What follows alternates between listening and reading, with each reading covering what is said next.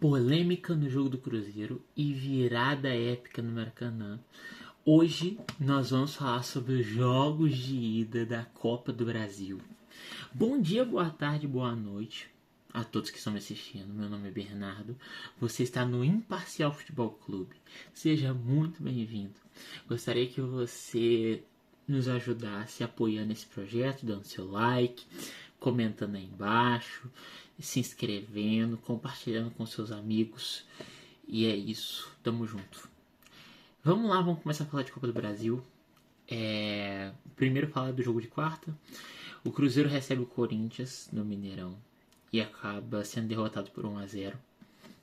E teve lance polêmico, teve gol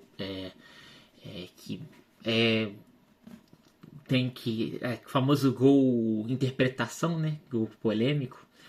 Mas antes disso, a gente precisa colocar em questão o desempenho do Cruzeiro. Esse Cruzeiro foi bem abaixo do que ele tem sido na temporada. O Cruzeiro da temporada tem sido um time muito eficiente nos seus gols. Sabe usar bem o seu meio de campo. Tem jogado, né, melhor do que foi essa partida. Mas se você for olhar, você ainda tem alguns lampejos desse Cruzeiro. Por exemplo, com o lance do Caio Jorge, que ele dá um chapéu, acho que no jogador do Corinthians, e logo depois ele chuta, que a bola é bloqueada. E tem também o lance do Matheus Pereira, que, se eu não me engano, ou vai pra fora ou o goleiro defende. Não vou lembrar agora dos lances. Mas se você for pegar, a média do jogo do Cruzeiro foi bem ruim. A partida teve muito erro de saída de bola, muito erro de posicionamento, erro de passe, tanto que o gol ele acaba se concretizando num erro de posicionamento que eu vou falar mais pra frente. E enquanto o Cruzeiro fez uma partida abaixo, vamos falar na real, o rei de Copas Dorival fez mais uma vítima. É impressionante como que a Cacatua do Rio consegue jogar Copa, pô. O Dorival Júnior em Copa, principalmente Copa do Brasil, é uma parada bizarra, pô. Ele poupa no brasileiro pra ficar no meio de tabela, mas ele tá lá, o Copa, pau. E, cara, que jogo tático do meu mano Dorival Júnior. Porque foi um controle de meio de campo que neutralizou todo tipo de ação do Cruzeiro. Eles tentavam sair jogando, só que sempre tinha um cara ali na marcação. Sempre tinha uma saída de bola, sempre tinha um desarme. Então você acaba tendo ali uma oportunidade de contra-ataque muito grande. E aí, vamos falar do gol agora? Cara, bolaça recebida pelo Carrilho. O cruzamento na área, o Yuri Alberto consegue cabecear, mesmo estando no meio de dois jogadores, e me cometem o crime de deixar o Memphis Depay livre. Deixaram o Memphis Depay livre na área. Independente se aquela bola foi na mão ou se não foi. Cara, não pode deixar um atacante do calibre do Depay livre dentro da área. Se você for olhar o lance do jogo, quem era pra estar marcando o Depay é o Fabrício Bruno. E o Fabrício Bruno vai pro meio do gol, não sei porquê. E aí o que acontece? Deixa o cara livre. E se você for olhar a estatística, cara, o Fabrício Bruno tava fazendo uma partida ok. Ele teve 8 cortes, 9 recuperações de bola. Só que alguns passes errados que ele deu e até esse erro de posicionamento no gol, cara, pesa muito negativamente pro desempenho do jogador. Claro que teve outros jogadores. Eu não consegui ver a partida completa, então eu tive que ver algumas análises. E alguns analistas estavam falando muito do nome do Romero e do Kaique, que também fizeram uma partida ruim. Mas o Corinthians agora vai para a Neoquímica Arena com uma vantagem de 1-0, podendo empatar, não vou falar que podendo perder de 1-0, porque aí o jogo vai para os pênaltis. Mas estando mais tranquilo e jogando com a sua torcida. Todo mundo sabe que a torcida do Corinthians é torcida de maluco. E eu não estou falando torcida de maluco no mau sentido. Eu estou falando no sentido de uma torcida que tá ali, que tem potencial pra motivar o time, pra levar o time pra frente, pra ir com o time e tudo mais. E falando a respeito da mão na bola, cara, eu vi o lance. Tanto que tem até um ângulo que a própria CBF, que a própria Copa do Brasil colocou no Instagram deles. E pelo que eu vi, e pelo que eu interpretei, foi que a bola bate na cabeça dele e depois bate no braço, se é que bate no braço. O que é fato é que a bola bate na cabeça dele. Eu vi a bola batendo na cabeça dele.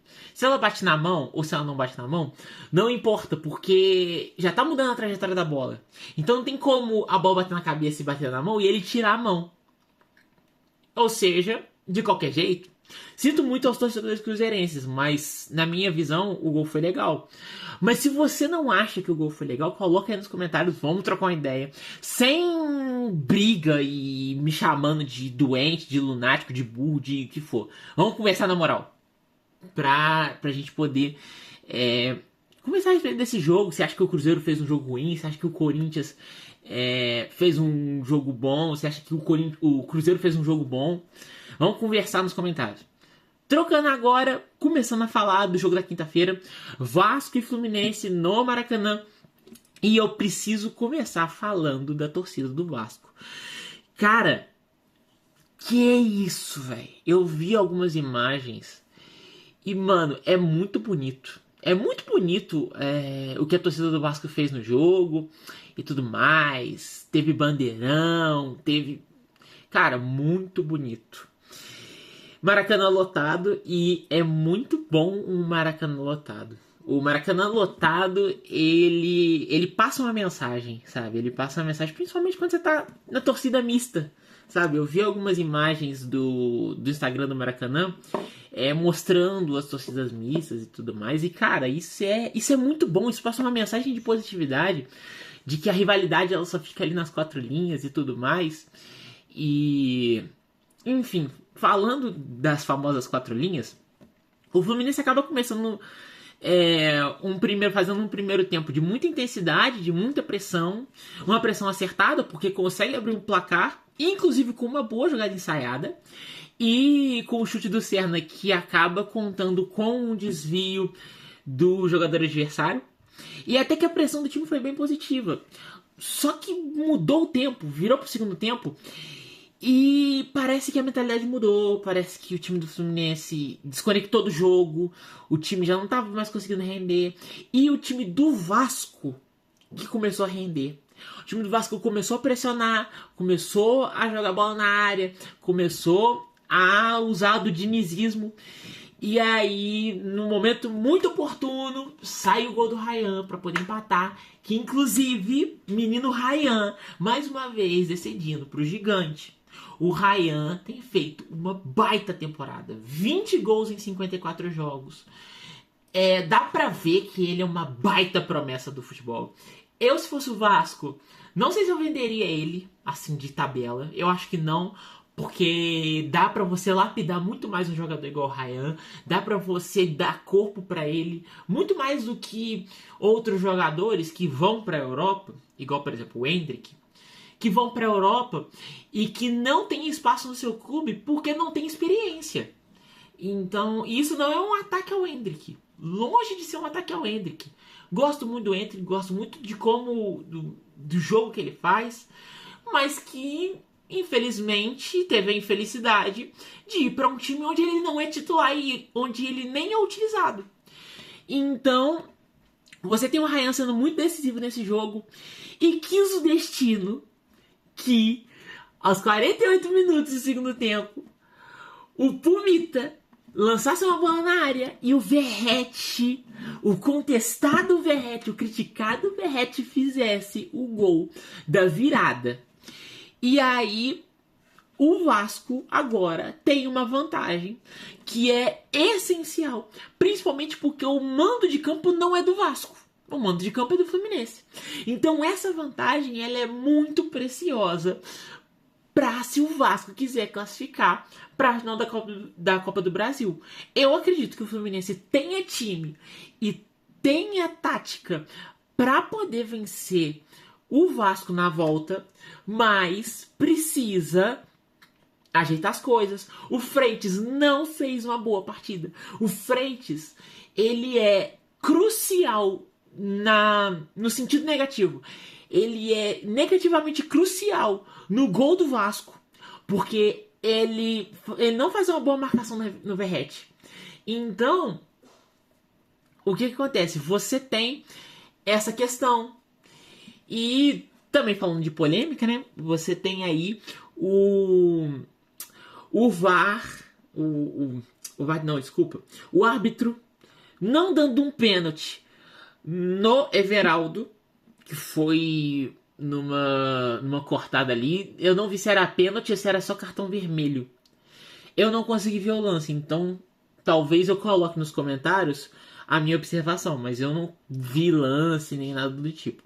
O que eu vi do jogo foi que realmente o jogo mudou assim de um tempo para o outro. E então vamos ver o que vai acontecer. Eu acredito que a minha final é Vasco e Corinthians.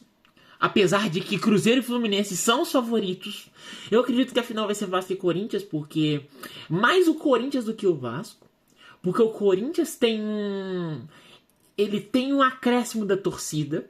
E eu acho que o Cruzeiro ele vai desesperar muito. E eu acho que o Fluminense não é tanto de desespero. Fora que antes desse jogo, o Fluminense vinha numa sequência de jogos muito positiva. O último jogo que eles perderam foi, se eu não me engano, contra o Ceará. Então, que é tipo assim, 7 jogos atrás, eles perderam contra o Ceará. Então é uma perspectiva muito positiva. Por isso que eu acredito que tenha mais chance do Fluminense. O Fluminense é favorito, né? Mas na minha opinião, a final vai ser Vasco e Corinthians. E pra você, qual que você acha que é a final qual vai ser a final da Copa do Brasil? Vamos conversar nos comentários. O que você achou das partidas? O que você achou dos craques? Das pessoas que falharam? Vamos conversar nos comentários. Espero que você deixe seu like. Eu espero que você se inscreva no canal. Que você possa compartilhar esse vídeo para as outras pessoas. E que nós possamos fazer um futebol com muito estudo, muito bem estudado, com muito diálogo e com muita paixão por esse esporte maravilhoso. Então é isso, pessoal. Eu vou me despedindo aqui. É isso. Que Deus abençoe vocês.